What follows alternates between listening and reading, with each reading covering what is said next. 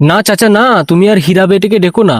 এরকম ধরনের পেঙ্গুইন মার্কা কন্টেন্ট ক্রিয়েটারদের কিভাবে পেছন মারতে হয় সেটা আমার ভালো করে জানা আছে গো।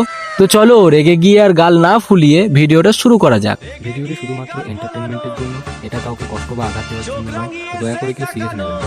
রডে বসিয়ে বেল বাজাবো, রডে বসিয়ে বেল বাজাবো।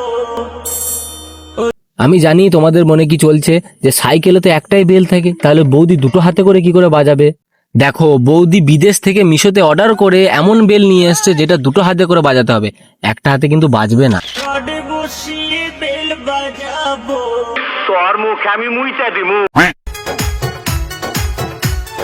বুকের ভিতর থাইকো বন্ধু যাইও না দূরে, দেখো বৌদি সত্যি কথা বলছি, আমি কিন্তু কোনো জায়গা দেখতে পেলাম না, বিশ্বাস করো। বুকের ভিতর থাইকো বন্ধু যাইও না দূরে।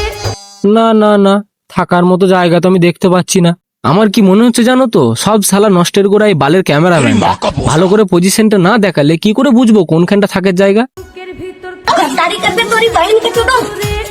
কি দাদা, তুমি কি মনে করছো ক্যামেরার সামনে আসবে না, তোমাকে চিনতে পারবো না? দেখো দাদা, তোমাকে একটা কথা বলতে চাই, তোমার মতো গাধা চোদা, পেঙ্গুইন চোদা, হরিণ চোদার লোক না আর একটা নাই। কারণ বউকে লেওড়ার মতো একটা ড্রেস পরিয়ে সোশ্যাল মিডিয়ার সামনে এনে ক্যামেরা দিয়ে বইয়ের বুকের ভিতরে ক কিলোমিটার জায়গা আর কত বর্গফুট জায়গা রয়েছে সেটা দেখাচ্ছ তুমি। এইসব দেখিয়ে তোমরা নিজেদেরকে কন্টেন্ট ক্রিয়েটর ভাবো? তোমরা ইনফ্লুয়েন্সার হবা, তোমরা বাল হবা।